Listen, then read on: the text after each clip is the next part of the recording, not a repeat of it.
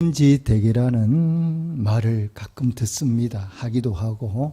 그리고 이 백년지대계라는 말과 연관이 가장 깊은 단어를 하나 생각하면 이런 무엇이겠습니까? 백년지대계 이러면 그 다음에 나오는 단어가 교육이라는 단어죠. 10년을 우리가 그런 말 하지 않습니까? 10년을 생각 나무를 심고 100년을 생각하면 사람을 키워야 된다. 불 좀 꺼주세요. 그래서 이렇게 교육이 얼마나 중요하느냐, 100년을 준비해야 되는 그런 귀한 일이 교육이다, 이렇게 우리가 알고 있습니다. 그런데 우리가 교육이라는 단어, 특별히 자녀 교육이라는 단어를 떠올리면 어떤 나라, 어떤 사람들이 생각납니까? 자녀 교육 이렇게 하면 제일 먼저 떠오르는 나라가 이스라엘, 또 이스라엘 구성하고 있는 유대인들이 제일 먼저 민족이 생각이 나죠. 그들의 자녀 교육은 정말로 대단한 힘을 가지고 있습니다. 유대인의 교육이, 자녀 교육이 왜 이렇게 중요하느냐, 왜 이렇게 유명하느냐 그러면 이게 말로만이 아니라 실제로 뭐냐, 능력이 있거든요. 이 유대인들의 자녀 교육법을 통해서 실제로 훌륭한 인재들이 많이 배출이 되지 않습니까? 예를 든다면 세계 노벨상 수상의 3분의 1이 누굽니까? 유대인들 아닙니까? 100명이면 30명 이상이 바로 유대인들이, 그 자손들이 노벨상 수상하게 된다는 거죠. 자, 그렇다면 이 유대인의 이 자녀 교육의 근간이 되는 것, 뿌리가 이런 무엇이라고 생각하십니까? 도대체 유대인들은 어떻게 자녀를 양육했기 때문에 무엇을 근거로 기준에서 자녀를 양육하니까 이렇게 인물들을 많이 배출할 수 있느냐, 이렇게 물어보면 오늘 신구약 본문을 통해서 그 답을 우리 찾아볼 수가 있습니다. 먼저 우리 구약 본문을 한번 찾아보시겠습니까? 자, 구약 본문은 신명기입니다. 신명기. 어떤 내용의 말씀입니까? 이제 이스라엘 백성들이 약속의 땅인 가나안에 들어가면 어떻게 살아야 되느냐, 여기에 대해서 말씀하고 있는 내용들이 바로 신명기예요. 아직은 이들이 가나안 땅에 들어가지 않고 광야에 머물고 있지 않습니까? 이 광야에 머물고 있는 이들에게 하나님께서 너희가 가나안 땅에 들어가면 이렇게 살아야 돼 하고 지침을 주셨어요. 말씀을 주셨는데 그 내용을 기록한 것이 바로 이 신명기거든요. 근데 이 신명기에는 놀라운 게 또 하나 있어요. 어떻게 살아야 돼? 뭘 먹고 이런 게 얘기도 있지만 중요한 것은 바로 뭐냐? 자녀 교육에 관한 말씀이 기록되어 있는 거예요. 너희들이 가나안 땅에 들어가면 어떻게 자녀를 양육해야 되느냐, 이 자녀 교육에 대해서 굉장히 중요한 말씀을 주고 있는데 그 말씀이 바로 오늘 본문이죠. 오늘 본문 신명기 6장 4절부터 5절까지를 우리가 보통 뭐라고 부르느냐, 쇠마라고 부르죠. 쇠마 이렇게 부르는데 이거는 율법의 대강령이에요. 율법 가운데 굉장히 중요한 것인데 이 대강령인 신명기 쇠마가 뭘 말씀하고 있느냐, 자녀들을 어떻게 양육해야 된다? 하나님의 말씀으로 양육해야 돼 하는 그런 말씀을 들려주고 있죠. 자, 여러분, 자녀들을 어떻게 양육해야 됩니까? 이렇게 물어보면, 자, 4절부터 9절까지 9절 말씀을 우리가 그것을 알 수 있겠는데요. 먼저 한번 4절 말씀을 함께 살펴보겠습니다. 자, 먼저 4절 말씀을 함께 읽겠습니다. 시작. 이스라엘아 들어라, 우리 하나님 여호와는 오직 유일한 여호와이시니. 아멘. 자녀에게 신앙교육을 하는데 어떻게 해야 돼? 우리가 믿는 하나님은 오직 한 분밖에 없다. 우주 만물을 창조하시고 우리가 믿고 의지해야 대상은, 순종해야 대상은 하나님 한 분밖에 없다는 것을 자녀들에게 가르치라는 거예요. 자, 왜 하나님이 이렇게 강조하고 계시느냐 그러면 이스라엘 백성들이 앞으로 들어가 살 그 가나안 땅에는 여러 족속이 살고 있거든요. 근데 그 족속들이 다양한 신을 믿고 있어요. 발가, 아세라, 몰록, 다양한 신들을 믿고 있기 때문에 너희가 그 땅에 들어가서 나를 버리고 그 신들과 접하면서 그들을 섬기면 안 된다는 거예요. 너희가 섬길 대상은 오직 나 여호와 한 분 하나밖에 없으니까 나만 바라보고 나만 섬기고 나만 사랑해야 돼 하고 그 다양한 신들에게 미혹되지 않기를 바라는 하나님의 간절한 바람이 담겨져 있죠. 내가 가나안 땅에 들어가면 다른 사람을 본받아, 그 민족을 본받아 나를 버리면 안 된다. 오직 나만이 너희 하나님이 될 수 있다. 여호와 하나님이 될 수 있다. 나를 기억해라. 이런 하나님의 간절한 마음이 이 본문 속에 담겨져 있는 거거든요. 자, 우리의 신앙의 대상은 오직 여호와 한 분밖에 계시지 않는다는 게 이스라엘 백성들만의 신앙이 아니라 바로 우리의 신앙이고, 이것을 지금도 우리는 고백하며 살아가야 돼요. 내가 믿고 의지할 대상, 내 삶을 이끌어가시는 분, 내가 사랑해야 될 분, 누구라고요? 오직 여호와 한 분밖에 없다는 이 사실을 여러분 꼭 마음에 믿으시기를 주님의 축복합니다. 이것은 우리가 늘 기억하고 살아야 돼요. 그리고 우리가 자녀들을 어떻게 양육해야 되느냐? 양육하는 방법이 뭐냐는 거예요. 유일한 하나님을 믿고 이 하나님을 어떻게 자녀에게 양육할 것인가? 이 내용이 어디 기록되어 있느냐? 자, 어디만 읽느냐? 먼저 5절, 6절 말씀 함께 읽겠습니다. 5절, 6절 말씀 먼저 읽겠습니다. 시작. 너는 마음을 다하고 뜻을 다하고 힘을 다하여 내 하나님 여호와를 사랑하라.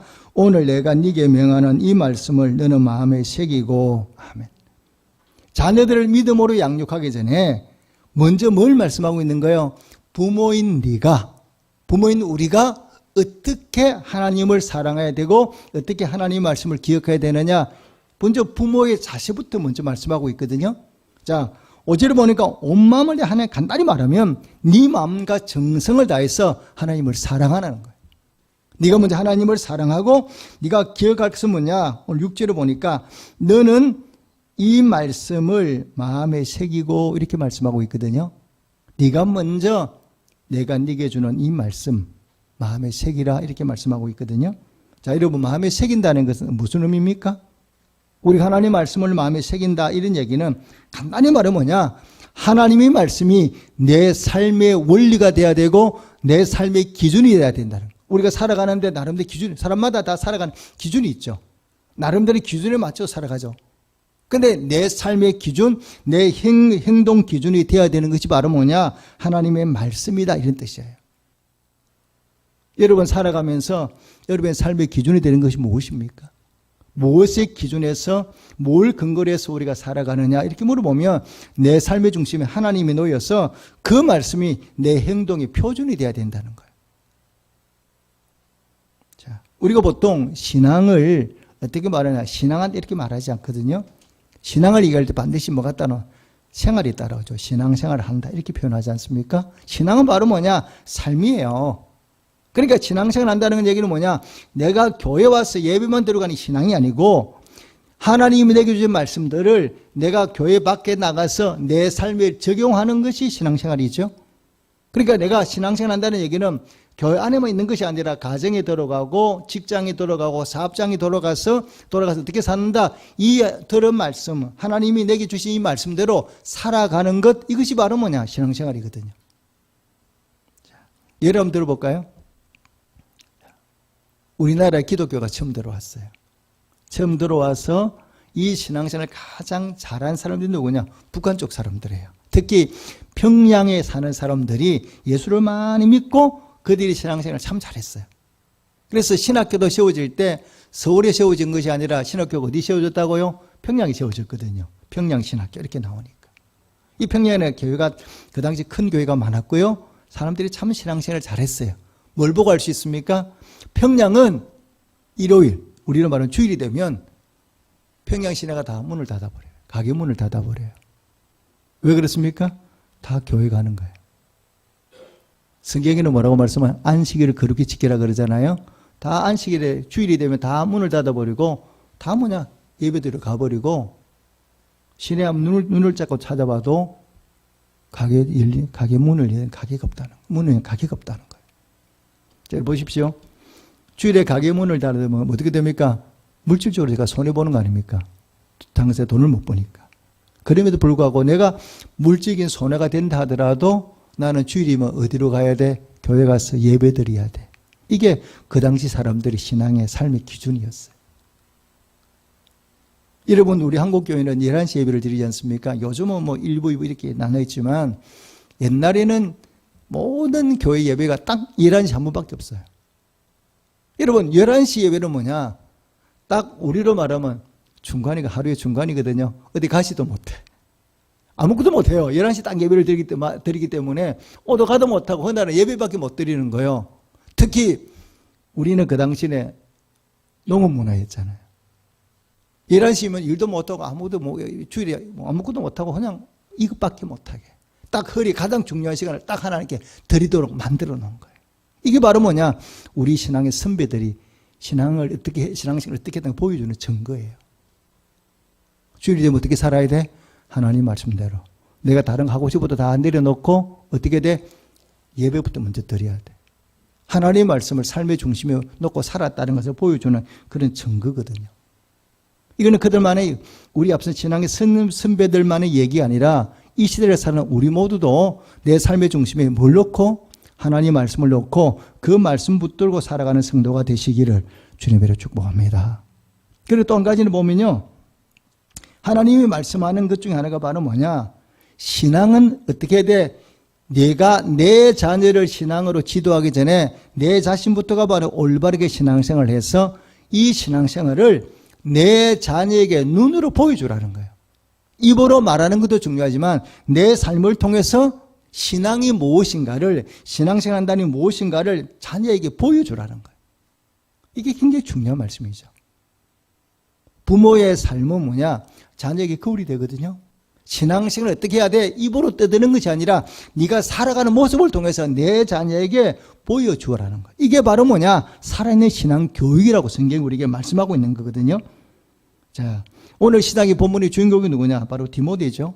이 디모데는 어떤 사람이냐 그러면 아버지가 없는 사람이에요. 아버지가 헬라인인데 아버지가 세상을 일찍 떠나고 외할머니 로이스와 어머니 유니게가 이 디모데를 어릴 적부터 믿음으로 양육했거든요. 이 디모데를 언제 만났느냐? 사도 바울이 루스드라는 지방으로 전도를 갔어요. 그런데 그곳에 가니까 동네 사람들이 젊은이 한 사람을 막 칭찬하는 거예요. 이거 누구지? 하고 이 소문을 듣고 그 청년을 만나봤는데 그 청년이 누구야? 디모데예요. 많다 보니까 바울이 마음에 쏙 드는 거예요. 성품도 좋고 신앙생활도 잘하고. 얼마나 마음에 들었는지 바울은 결혼하지 않았으니까 아들이 없죠. 그 디모데를 자기 아들로 삼았어요. 아들로 삼고 제자로 삼아서 복음을 전할 때 그가 세상 떠나는 그날까지 늘 함께 다닌 사람이 누구냐? 바로 디모데거든요. 그런데 이 디모데가 어디에서 신앙을 배웠습니까? 어디에서 신앙생활을 배웠느냐? 가정이죠. 요즘으로 하면 교회, 그 당시에는 교회학교 이런 게 없었으니까 외할머니 로이스와 어머니 유너기로부터 신앙생활을 배운 거예요. 어떻게 예수 믿어야 돼? 어떻게 살아야 돼? 이것을 그 당시 가정으로부터 올바르게 배워서 그거 어떻게 했다고요? 올바르게 신앙생활을 했다는 거예요. 이런 부모는 자녀에게 주는 존재 아닙니까? 부모는 모든 자녀에게 주고 싶고 또 주는 존재죠. 부모는 자녀에게 좋은 걸 주고 싶어 하는데 여러분, 자녀를 줄 수 있는 가장 큰 선물이 무엇이라고 생각하십니까? 내가 뭘 주면 내 아이들에게 가장 귀한 선물이 될까? 한번 돌아보십시오. 그건 다름 아닌 신앙입니다.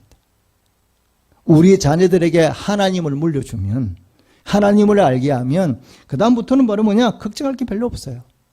아이들이 믿음이 들면 어디 갖다 놓아도 혼자 내보내도 걱정할 게 전혀 없습니다. 왜? 하나님이 이 아이를 지켜주시고 본인이 어떻게 살아야 될 건가를 너무나 잘 알아요. 예를 들어볼까요? 자, 여러분 창세기에 나오는 요셉을 한번 생각해 보십시오. 요셉이 17의 나이로 애국으로 종으로 팔려왔습니다. 부잣집 아들이잖아요.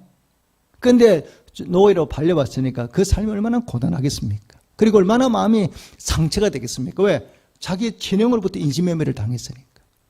아마 믿음이 없는 청년이었다면, 소년이었다면 아마 그 자리에 그 요셉이 다 무너졌을 거예요. 그런데 그런 고난과 아픔을 이 요셉이 잘 이겨내지 않습니까? 이겨내고 또 뭡니까? 중간에 어떤 일이 벌어집니까? 보디발에게 욕을 하잖아요.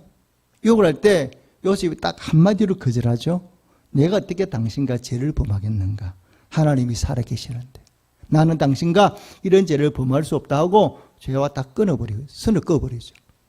뭐 때문에? 하나님 때문에. 그러나 하나님이 그런 요셉을 보시고 뭐로 만드십니까? 애굽의 총리로 만드시잖아요. 아버지 없이 홀로 낯선 나라에 노예로 팔려갔지만 그곳에다 좌절하지 않고 거기서 무너지지 않고 우뚝 서서 그 나라의 가장 높은 지도자가 된 것이 바로 뭐냐? 딱 한 가지죠. 하나님 때문에. 요셉이 믿음이 있으니까 그 믿음으로 모든 어려움을 극복해 나가는 거예요.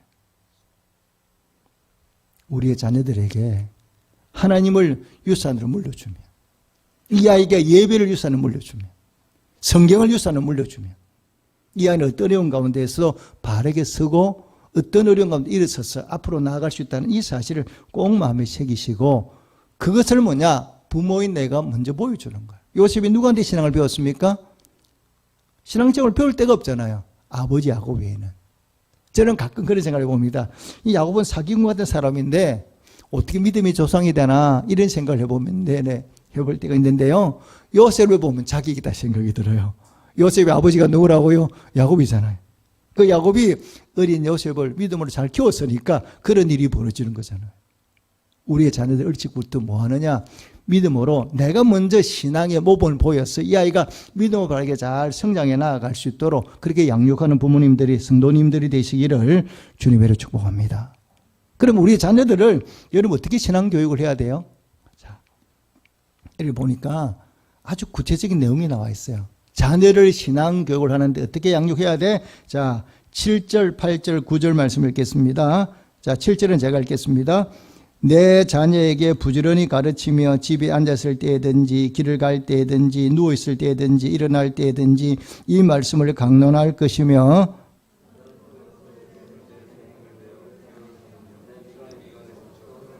구절 함께 읽습니다. 또 내 집 문설주와 바깥문에 기록할지니라. 아멘. 여기 보니까 어떻게 하나님 말씀을 가르치느냐? 적당히가 아니죠.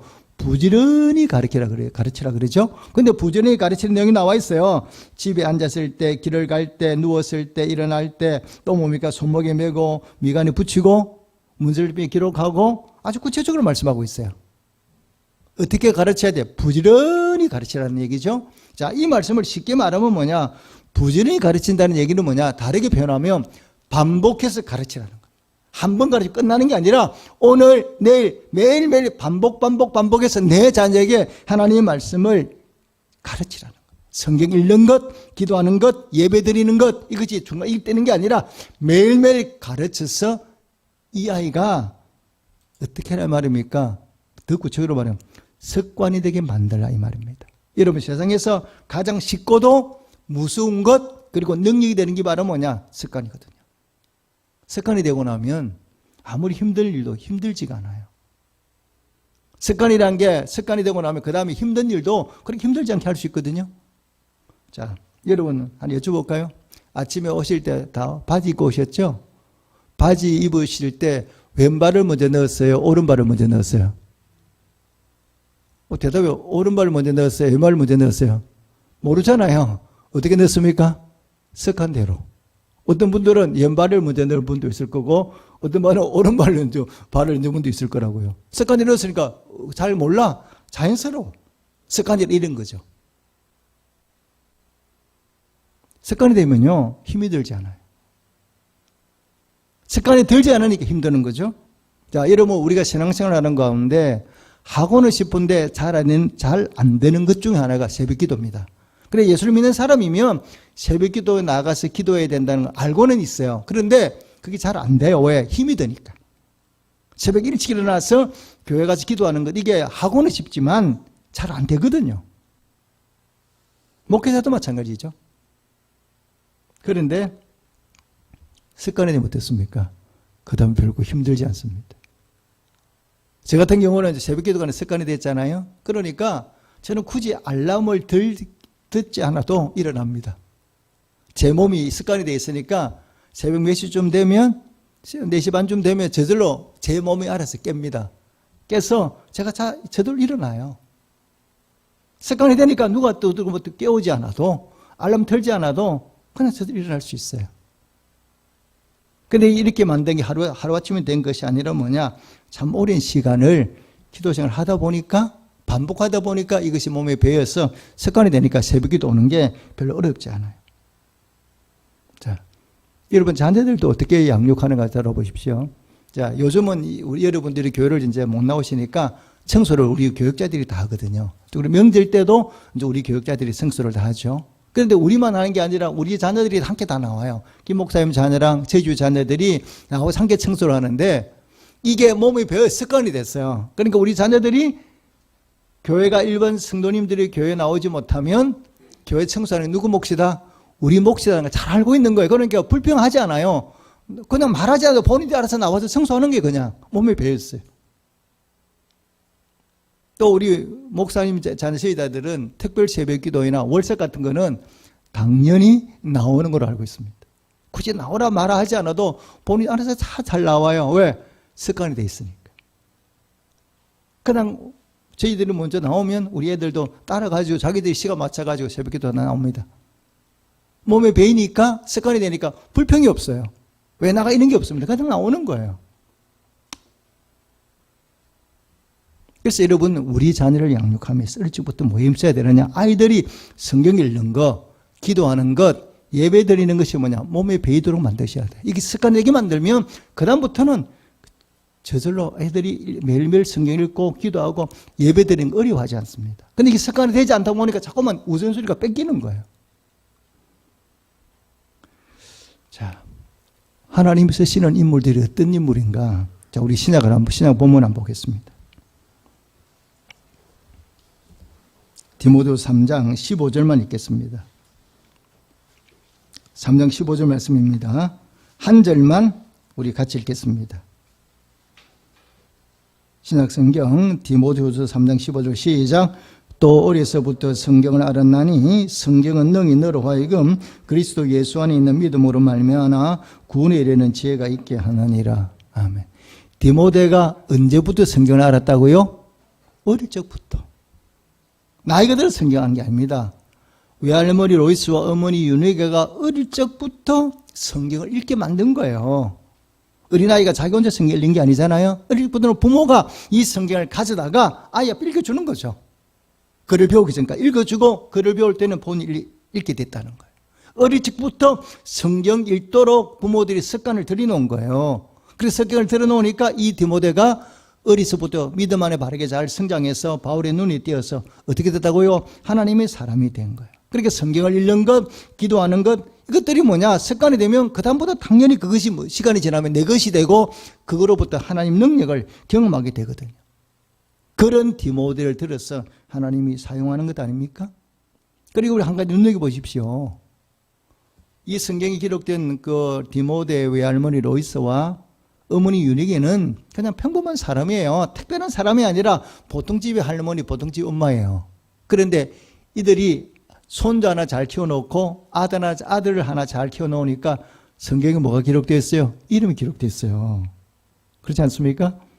그래서 우리 예수 믿는 사람이면 로이스와 유니게 이름은 다 합니다. 아들 하나 손자 하나 믿음으로 잘 키워놓았더니 내 이름이 성경에 기록되는 놀라운 복을 받게 된 거예요. 자녀의 신앙교육이 얼마나 중요한 것인가를 여러분 잘 깨달으셔야 돼요. 그렇죠. 우리 디모데처럼 우리도 뭐냐, 어릴 적부터 우리가 힘써 읽기 바로 뭐냐, 아이들에게 자꾸 말씀을 읽게 만들어야 돼요. 아이들을 기도하게 만들어야 돼요. 아이들에게 예배가 얼마나 소중할 자꾸 보니까 말로만 하는 것이 아니라 실제로 보여줘야 돼요. 그것이 내 인생을 바꿔놓는 거예요. 여러분 성경을 왜 우리가 가까이 읽어야 됩니까? 왜 성경을 일찍부터 가까이 하게 만들어야 되느냐면 그 성경에 답이 나와 있잖아요. 자, 15절 다시 한번 읽어볼게요. 제가 읽겠습니다. 또 어려서부터 성경을 알았나니 성경은 능히 너로 하여금 그리스도 예수 안에 있는 믿음으로 말미암아 구원에 이르는 지혜가 있게 하느니라. 우리 모두는 구원받아야 되지 않습니까? 예수 믿는 가장 큰 목적이 바로 뭐냐? 구원받는 거죠. 내 날 것 없이. 1순위가 우리가 구원받는 거 아닙니까? 근데 구원을 어떻게 받느냐? 이런 구원을 어떻게 받습니까? 예수 믿지 않고 구원받을 수 없습니다. 예수 믿지 않고는 어느 누구도 구원받을 수가 없습니다. 어떻게 예수 믿어야 돼? 왜 예수 믿어야 돼? 예수님이 누구야? 그걸 기록해 놓은 게 바로 뭐냐? 이 성경 말씀이잖아요. 성경은 뭐에 관한 말씀입니까? 예수 그리스도의 말씀이잖아요. 이 성경을 읽으면 당연히 예수님이 누군지, 왜 인간이 구원을 받아야 되는지, 또 예수님 말고는 우리의 구원의 대상자가 없다는 것을 자연적으로 알게 돼요. 그래서 성경은 우리에게 뭐냐? 구원을 선물로 주는 책이거든요. 예수 믿지 않고 구원받을 분이 있습니까? 그래서 성경은 뭐냐? 우리에게 예수 그리스도 누군지 알려주는 책이거든요.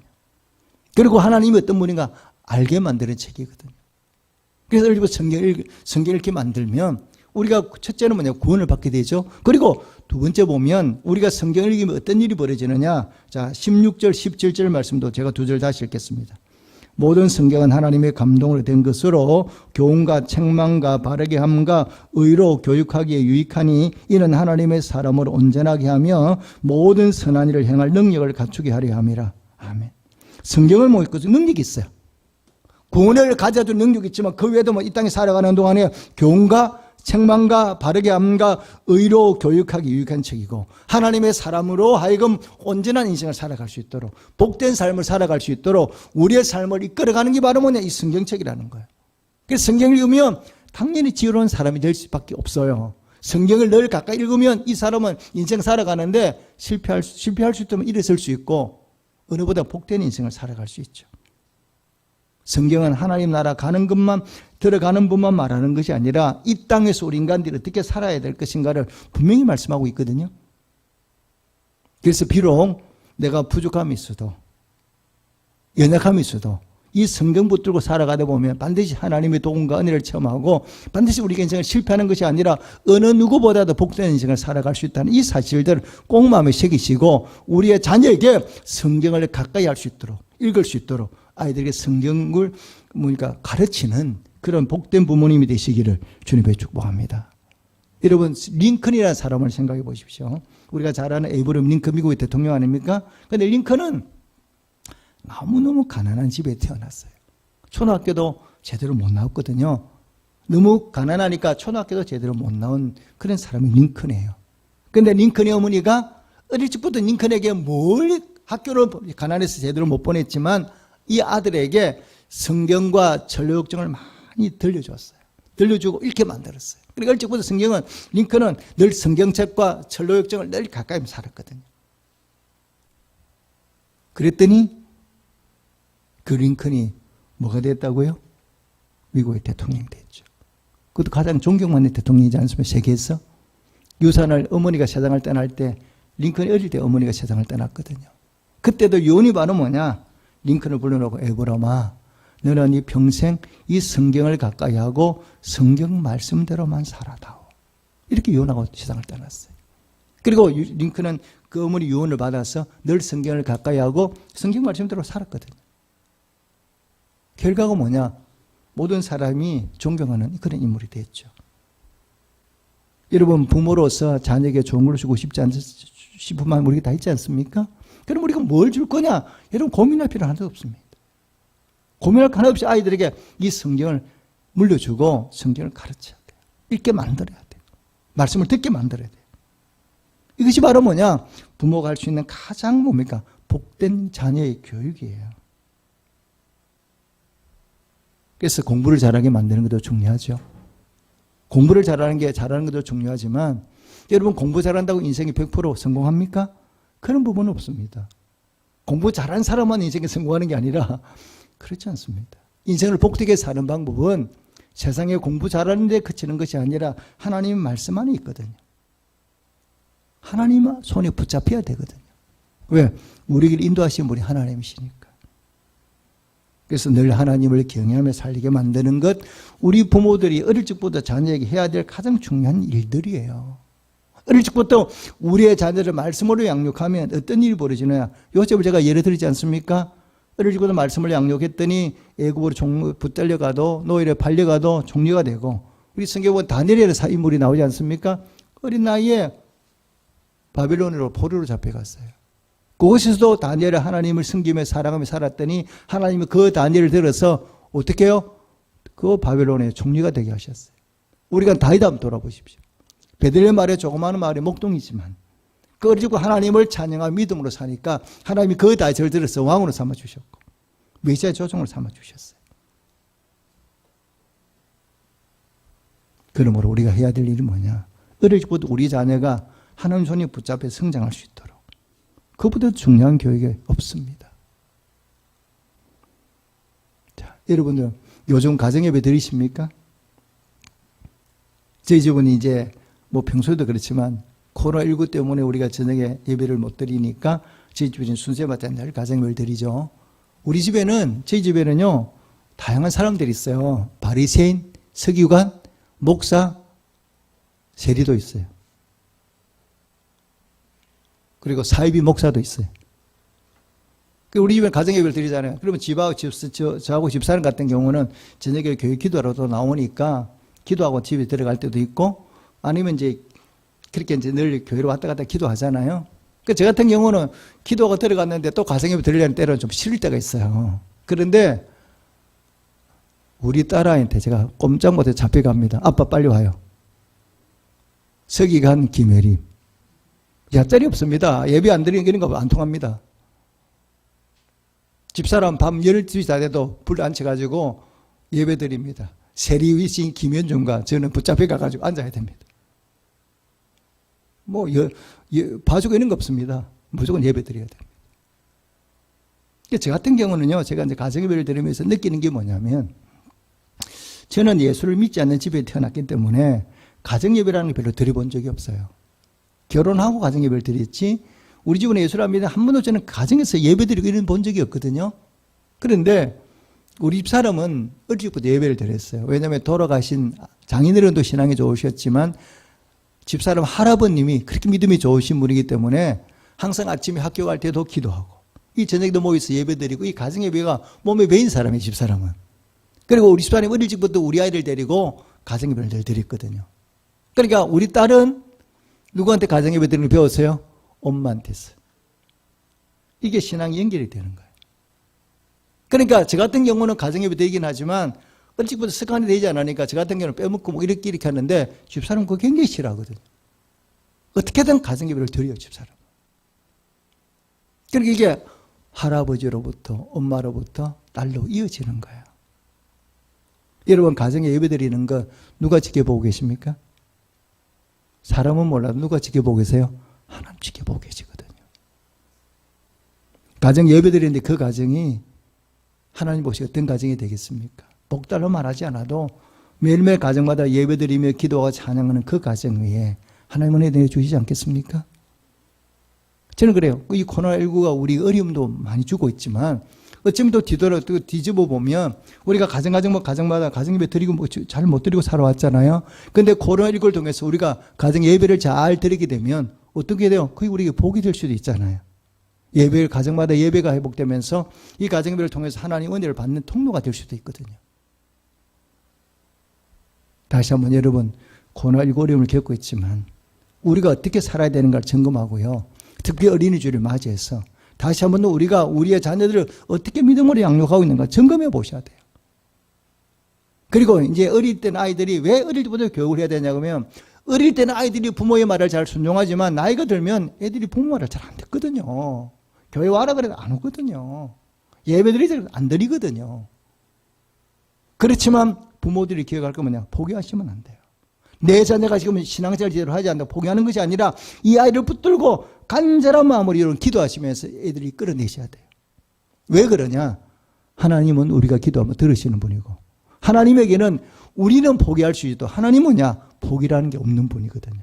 내 자녀를 가슴에 푹 끌어안고 기도하고 이 자녀를 믿음으로 내가 다시금 세우고 싶다. 우리 가정을 믿음을 유산을 물려주는 그런 가정을 만들고 싶다고 꿈을 가지고 기도하면 반드시 하나님은 우리의 기도를 듣고 우리의 자녀들 믿지 않는 남편들을 구원해 주신다는 이 사실을 믿으시고 도전하시기를 주님을 축복합니다.